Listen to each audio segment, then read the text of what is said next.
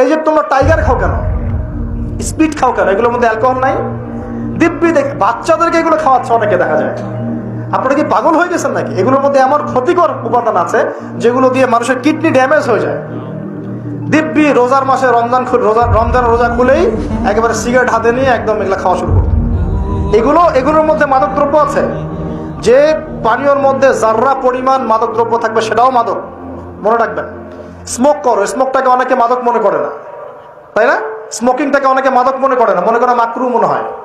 মাকরু মানে কি? মাকরু মানে কি ভালো? মাকরু মানে কি? মাকরু মানে কি? কোরআনে সূরা বানু ইসরাঈল খুলে দেখেন, বড় বড় কিছু পাপের কথা মেনশন করে আল্লাহ পাক বলছেন এই পাপগুলো ছেড়ে দাও, এই পাপগুলো আল্লাহর কাছে মাকরুহা, এই পাপগুলো আল্লাহর কাছে অপছন্দের পাপ। এটা কি মাকরু মানে কি জায়েজ করে নেওয়া? সিগারেট খাওয়া বন্ধ করেন, ওয়াদা করেন আমার সাথে যে আজকে থেকে কোনোদিন সিগারেটে হাত দিবেন ইনশাআল্লাহ। কোনো প্রকার এইসব টাইগার মাইগার স্পিড খাবেন না, এসব ভালো জিনিস না। ভালো কিছু খান না, ভালো কিছু খান। আর অনেকে দেখা যায় যে জর্দা খাওয়া শুরু করেছে। কেন? এটাও কি সুন্নত নাকি? কি দরকার আছে ভাই? এতটুকু খাইলে হয়তো নেশা হয় না বুঝলাম, এতগুলো জর্দা একবারে খান দেখি, খাওয়া যাবে? খামরের মূলনীতি কি? যার বেশি খেলে নেশা হয় তার অল্প খাওয়া হারাম। মনে করেন এখানে যতটুকু পানি আছে এতটুকু খেলে, এতটুকু মাদক খেলে কারো নেশা হচ্ছে না, কিন্তু এতটুকু খেলে নেশা হচ্ছে। তার মানে কি এতটুকু খাওয়া জায়েজ, এতটুকু খাওয়া হারাম, নাকি পুরোটাই হারাম? এটা বোঝার জন্য কি মুফতি হওয়ার দরকার আছে? আপনি বুঝতে পারছেন। অতএব এই যাবতীয় মাদক দ্রব্য থেকে দূরে থাকতে হবে, না হলে ভূমিকম্প আসবে। কিন্তু ভূমিকম্প আসবে। আর মাদক দ্রব্য নিয়ন্ত্রণ অধিদপ্তর দিয়ে শুধু মাদক নিয়ন্ত্রণ করা যাবে না। মানুষের ঈমান আকীদার পরিবর্তন দরকার। মানুষের মধ্যে আল্লাহর ভীতি জাগ্রত করতে হবে, তাহলে মানুষ অটোমেটিক মাদক ছেড়ে দেবে ইনশাআল্লাহ। আমরা কি যুবক ভাইদের কাছে ওয়াদা নিতে পারি ইনশাআল্লাহ তাআলা জীবনেও কোনোদিন মাদক খাবো না, জীবনে কোনোদিনও মাদকের ধার কাছে যাবো না ইনশাআল্লাহ। আল্লাহ পাক সাক্ষী থাকুন, আল্লাহ কবুল করুন, আমিন। প্রিয় ভাইয়েরা, এটা নবীজি বলছেন লা ইয়াশরাবান্না নাস মিন হাযিহিল উম্মতি খামরুন, আমার উম্মতের কিছু মানুষ খামর মাদক পান করবে, ওয়া ইউসাম্মুনাহা বিগায়রি ইসমিহা, এর নাম রাখবে ভিন্ন, অন্য নামে ডাকবে, মাদক বলে ডাকবে না। আর কি করবে? ইউজাফু আলা রুউসিহিমুল মাআজিফ, মাআজিফ মানে হচ্ছে বাদ্যযন্ত্র। মাআজিফ মানে কি? বাদ্যযন্ত্র। এখন বলেন তো মাথার কাছে বাদ্যযন্ত্র থাকবে মানে কি? কি বুঝলেন? কে বলেছে? এয়ারফোন, ব্লুটুথ, এই যে আপনি যে মাথায় কানে দিয়ে রাখছেন, মাথায় আছে না? দেখেন নবী সাল্লাল্লাহু আলাইহি ওয়াসাল্লাম কতদিন আগে, 1400 বছর আগে এই হাদিস বলে গেছেন যে ওই সময় আমার উম্মতের একটা অংশ এরকম করে হেডফোন দিয়ে মাথা দিয়ে গান শুনবে, কানের ভিতরে গান মিউজিক চলবে, চলছে না? ওয়াল মুগান্নিয়াত, এবং তারা গায়িকা নায়িকা নর্তকী নাচাবে। নাচায় না মানুষ এখন? শহরগুলোতে গিয়ে দেখেন, খালি গায়িকা নর্তকীর। শহরে যাওয়া লাগে, ফেসবুক ইউটিউব ঢুকলেই তো দেখা যায়। মেয়েদেরকে নিয়ে আমি কালকে লেকচার দিব ইনশাআল্লাহ। ওদেরকে অনেক কিছু বলার আছে, আমার অনেক কিছু বলার আছে। কারণ সমাজের একটা বড় ক্ষতি হচ্ছে এদের কারণে, সমাজের একটা বিশাল ক্ষতি হচ্ছে বেপর্দা মেয়ের কারণে। বহু দিনদার পরেজগার যুবক পর্যন্ত ঈমান হারাচ্ছে এদের কারণে। আর বাসায় তো এদের বাপ নাই মনে হয়, বাপ নাই, ভাই নাই, স্বামী নাই, কেউই নাই, এদেরকে বোঝানোর কেউ নাই। অনেক দিনদার ছেলে পর্যন্ত এদের ফিতনায় দিন হারিয়ে ফেলছে। আর এখন কিছু কিছু ওয়াইজ বের হয়েছে, প্রেম বিশেষজ্ঞ, মানে বসে বসে প্রেমের আলাপ করতে পারলে বাঁচে। আর এগুলো নিয়ে টল করতে করতে ভাইরাল সব ইউটিউব, ফেসবুক, চুলকি সুড়সুড়ি আলাপ করতে ভালো লাগে খালি। এই হারাম সম্পর্কের ভিত্তি ঘুরাই দিতে হবে।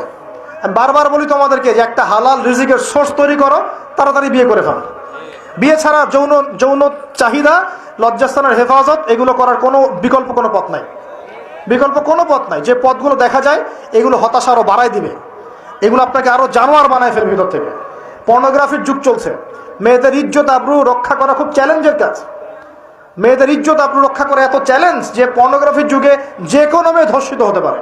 তো বিশ্বনবী একদিন ফজরের সালাত শেষে লুকিয়ে লুকিয়ে মক্কার সবচেয়ে বড় বক্সার চিনেন তো, তিনি মক্কার সবচেয়ে বড় বক্সার রুকানার কাছে চলে গেল। যে বলল, রুকানা আসলিম তাসলাম, ইসলাম মানো শান্তিতে থাকবা, দুনিয়াও থাকবা, আখিরাতেও থাকবা, সুবহানাল্লাহ পড়ে।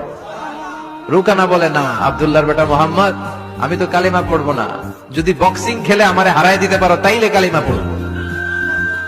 বিশ্বনবী বললেন, আমি তো বক্সিং খেলি না রে বাপ। রুকানা বলল, তাহলে আমিও কালিমা পড়ি না। বিশ্বনবী রাজি হলেন অবশেষে। ভাবলেন আমি বক্সিং খেললে একজন যদি জাহান্নাম থেকে জান্নাতি হয়, বক্সিং খেললে সমস্যা কই? কি রহমতের নবী, কি অ্যাটিটিউড, কি পজিটিভনেস, কি প্রোঅ্যাক্টিভনেস, অলওয়েজ প্রোঅ্যাক্টিভ। সব সময় ইতিবাচক চিন্তা করতেন। নেতিবাচক চিন্তা কারে বলে বিশ্বনবী জানতোই না। সুবহানাল্লাহ পড়ে। বিশ্বনবী রাজি হলেন। এবার বক্সিং খেলার পালা। রুকানা হাফ প্যান্ট পরে গায়ের মধ্যে জাইতুনের তেল মেখে এভাবে লাফাচ্ছে। আপনারা রেসলিং খেলা দেখছেন? তেল মেখে পজিশন নেয় মারার জন্য প্রতিপক্ষকে। বিশ্বনবী তার পজিশন নেয় না, বিশ্বনবী দাঁড়িয়ে আছে। রুকানা বলল, মোহাম্মদ আমি লাফাচ্ছি, তুমি লাফাও না কেন? তুমিও লাফাও। বিশ্বনবী বললেন, না আমি লাফাই না, কারণ আমি সেলাইবিহীন লুঙ্গি পরি। সেলাই ছাড়া লুঙ্গি পরে যদি কেউ লাফায়, বাতাসে সতর খুলে যাওয়ার সম্ভাবনা আছে না নাই? কি লাজুক নবী ছিলেন, কেউ বিশ্বনবীর লজ্জাস্থান জীবনেও দেখে নাই। হালিমাতুস সাদিয়ার বাড়িতে যখন বিশ্বনবী থাকতেন, হালিমাতুস সাদিয়া 5 বছর এই কুরাইশি মোহাম্মদ ছেলেটাকে লালন পালন করেছে। হালিমাতুস সাদিয়া বললে, এই 5 বছরের ব্যবধানে কোনোদিন কুরাইশি মোহাম্মদরে কাঁদতে দেখি নাই। ক্ষুধা পেলেও ছেলেটা কাঁদতো না, ব্যথা পেলেও কাঁদতো না, শুধু লজ্জাস্থানের জায়গা থেকে কাপড়টা সরে গেলে শিশু মোহাম্মদ চিৎকার দিয়ে উঠত। এবার মারামারির পালা। রুকানা বলে, মোহাম্মদ তুমি মারো। বিশ্বনবী বললেন, তুই মার, কারণ আমি মারলে ওই মায়ের হজম করার ক্ষমতা তোর নাই। বিশ্বনবীর এক হাতে জান্নাতি 40 জনের শক্তি ঢুকায় দিছে কে? তো বিশ্বনবী মাইর দিলে এটাও হজম করতে পারবে? কথা কর, পারবে না। এখন রুকানাও মারে না, বিশ্বনবীও মারে না, খেলাও শুরু হয় না।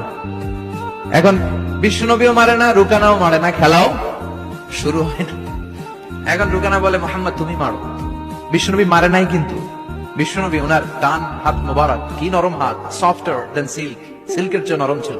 ওয়া কানা কাফুহু আবিয়াদু মিনাদ দিবাজ, সফটার দেন সিল্ক।